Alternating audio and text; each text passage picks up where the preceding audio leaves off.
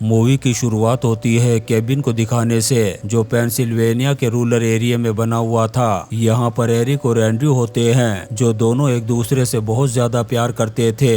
इनके साथ 7 साल की एक लड़की भी थी जिसको इन्होंने अडॉप्ट किया था। उस लड़की का नाम वैन था, जिसे ये दोनों बहुत ज्यादा प्यार करते थे। जब वैन जंगल में ग्रास कूपर को पकड़ रही थी, तभी उसके पास एक आदमी आता है जिसका नाम था लियोनार्ड। लियोनार्ड वैन से बात करना शुरू करता है, लेकिन बार बार वो जंगल की तरफ देख रहा था। तभी जंगल की तरफ से 3 लोग आते हैं जिनके पास अजीब तरह के हथियार भी थे। वेन ये देखकर के बुरी तरह से डर जाती है। वो फौरन घर जाती है और सारी बात बताती है एंड्रयू और एरिक को। कुछ ही देर बाद लियोनार्ड अपने उन तीनों साथियों के साथ इनके दरवाजे पर खड़ा था। वो इनको दरवाजा खोलने के लिए कहता है। एरिक और एंड्रयू उसे साफ मना कर देते हैं कि तुम यहाँ से चले जाओ, हम दरवाजा नहीं खोलेंगे। लियोनार्ड इनसे कहता है कि मुझे तुम लोगों से बहुत जरूरी काम है। एरिक और एंड्रयू के पास गन तो थी, लेकिन इस वक्त वो गाड़ी में रखी हुई थी। ये लैंडलाइन पर कॉल भी करते हैं, लेकिन यहाँ पर कवरेज नहीं होता। जब काफी देर हो जाने के बाद भी एरिक और एंड्रयू दरवाजा नहीं खोलते, तब वो लोग अपने हथियारों से लकड़ी की दीवारों को तोड़कर के अंदर आ जाते हैं। एंड्रयू और एरिक उन लोगों पर हमला कर देते हैं, लेकिन हैरान कर देने वाली बात ये थी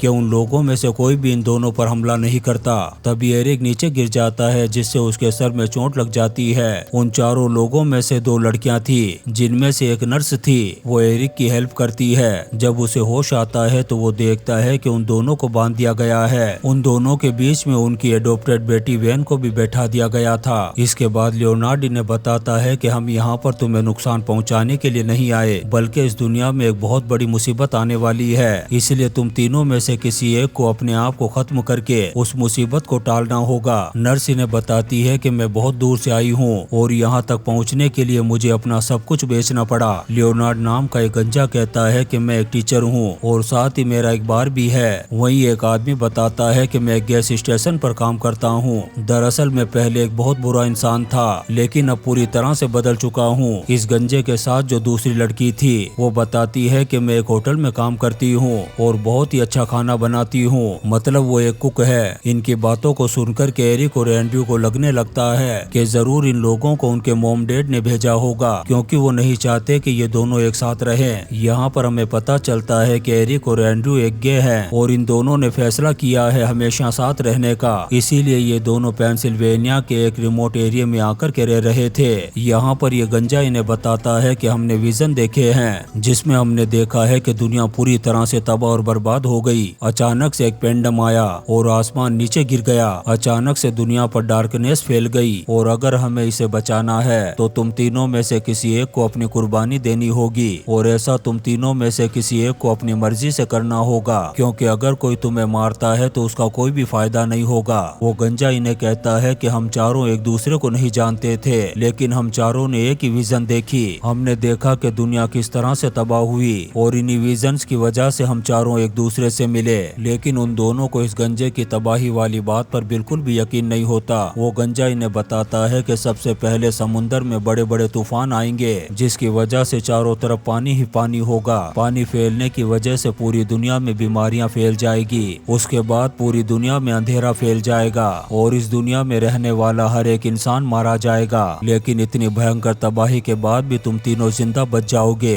और तुम तीनों इस दुनिया के आखिरी इंसान होगे। लेकिन अगर तुम तीनों में से कोई एक हमारी बात को मान लेता है तो हम दुनिया को इस तबाही से बचा सकते हैं। एरिक और एंड्रयू इनकी बातों पर बिल्कुल भी यकीन नहीं करते, इसलिए वो साफ इनकार कर देते हैं। तब उन चारों में से एक, जो कि गैस कंपनी में काम करता था, वो इनके सामने आकर के बैठ जाता है। उसके साथ ही उसे मौत के घाट उतार देते हैं। जब उसकी मौत होती है तब उसके पीछे एक रोशनी होती है जिसमें एक आकृति दिखाई देती है। लेकिन अब भी एरिक और एंड्रयू को यकीन नहीं होता, लेकिन अब ये सब बुरी तरह से डर चुके थे। तभी वो गंजा टीवी पर इन्हें न्यूज दिखाता है, जिसमें बताया जा रहा था कि समुद्र के किनारे बड़े बड़े तूफान आ रहे हैं, जिससे बहुत सारे लोग मारे जा चुके हैं। हालांकि एंड्रयू को उनकी बातों पर विश्वास नहीं हो रहा था, लेकिन अब एरिक को कहीं न कहीं उनकी बातों पर यकीन है। यहाँ से कहानी हमें पास्ट में दिखाई जाती है, जहाँ पर एंड्रयू और एरिक, जो दोनों एक दूसरे से बहुत प्यार करते थे, ये दोनों एक दूसरे के साथ रहना चाहते थे,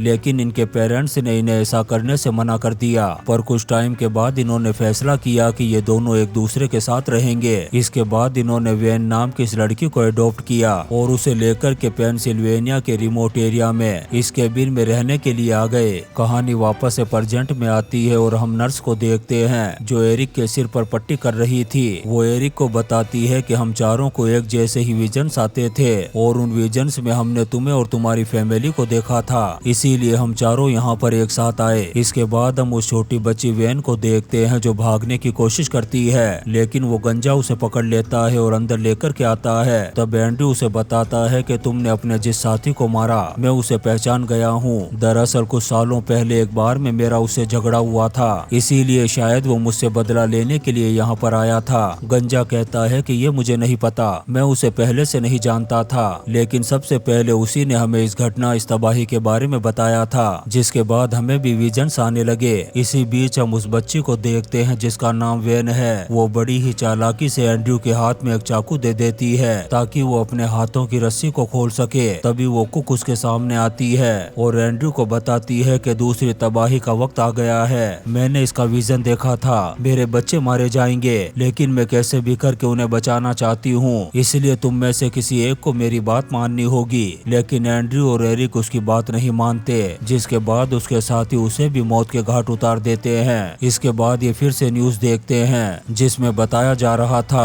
कि दुनिया के बड़े बड़े देशों में फ्लू फैल चुका है जो कि छोटे बच्चों के लिए बहुत ज्यादा खतरनाक है, जिससे कई बच्चों की मौत भी हो चुकी है। लेकिन एंड्रयू को लगता है कि ये सारी पुरानी खबरें हैं, इसलिए इन्हें सब कुछ पहले से ही पता है, ऐसा दुनिया में कुछ भी नहीं हो रहा। लेकिन एरिक को उनकी बातों पर यकीन हो रहा था। उसे लगता है कि इन चारों के पास अलग अलग ताकतें हैं, इसीलिए इनके पहले साथी की मौत हुई तो सुनामी आई और दूसरे की मौत पर फ्लू फैल गया, और जो तीसरा है उसके पास इस दुनिया में कीड़े लाने की पावर होगी, जिससे वो कीड़े इस पूरी दुनिया के खाने को ही खत्म कर देंगे। और चौथे के पास एक ऐसी पावर है जिसकी मौत के बाद पूरी दुनिया में अंधेरा छा जाएगा और हर एक इंसान मारा जाएगा। दरअसल एरिक ने अपने दिमाग में इन चारों को लेकर एक अलग ही स्टोरी बना ली थी, जबकि इन चारों का कहना था कि ये यहाँ पर इस दुनिया को बचाने के लिए आए हैं, लेकिन चार में से अब दो मारे जा चुके थे। तभी अचानक से वैन जोर से चिल्लाती है जिससे इनका ध्यान भटक जाता है, और ठीक उसी वक्त एरिक और एंड्रयू जिन्होंने अपने हाथों की रस्सी को काट लिया था, एरिक इन पर हमला कर देता है और एंड्रयू जाता है केबिन से बाहर। वो गाड़ी से गन लेकर के वापस अंदर आता है। उसने उस आदमी के आई कार्ड को भी निकाल लिया था जिसकी मौत हो चुकी थी, जिसके बारे में उसने उस गंजे को बताया था कि कुछ साल पहले एक बार में उससे उसकी लड़ाई हुई थी,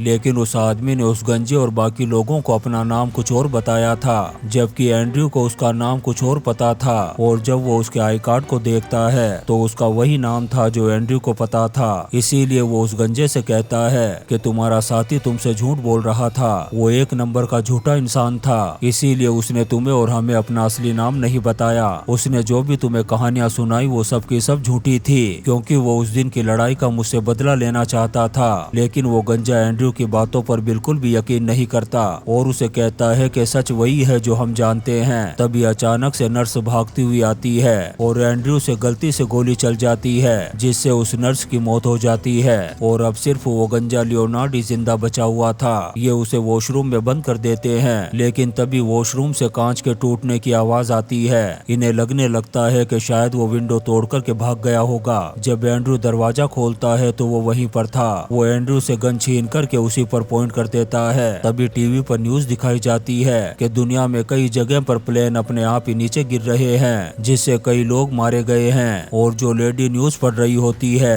ठीक उसी तरह से वो गंजा भी वर्ड बोल रहा था, क्योंकि उसने इस न्यूज को पहले ही अपने विजन्स में देख लिया था। लेकिन एंड्रयू को अब भी उसकी बातों पर यकीन नहीं हो रहा था, पर एरिक को उसकी बातों पर यकीन था। इसके बाद वो गंजा बाहर जाता है और अपने आप को खत्म कर देता है। अब उसकी भी मौत हो चुकी थी, जिसके बाद आसमान में दिखाया जाता है कि पूरी तरह से काले बादल छा चुके हैं। उस गंजे ने इन्हें बताया था कि मेरी मौत के बाद तुम्हारे पास सिर्फ कुछ ही मिनट होंगे, तुम्हें वैसा ही करना होगा जैसा मैंने बताया था, वरना दुनिया पूरी तरह से खत्म हो जाएगी। और अब एंड्रयू को भी यकीन हो गया था कि जो चार लोग यहाँ पर आए थे वो बिल्कुल सही कह रहे थे, और अगर इनको इस दुनिया को बचाना है तो इन तीनों में से किसी एक को मरना होगा। एरिक सोचने लगता है कि उसे अपनी फैमिली और इस दुनिया को बचाने के लिए अपने आप की कुर्बानी देनी होगी, क्योंकि उसने उस आदमी के पीछे जिस रोशनी को देखा था उसने उसमें एंड्रयू और अपनी बेटी वैन को बड़े रूप में देखा था, यानी कि उसे चुना गया। उसका प्यार सबसे ज्यादा प्योर है। इसके बाद एंड्रयू वैन को लेकर के केबिन से बाहर आ जाता है। तभी अचानक से केबिन ब्लास्ट हो जाता है, यानी कि कुदरत ने एरिक की कुर्बानी को कबूल कर लिया।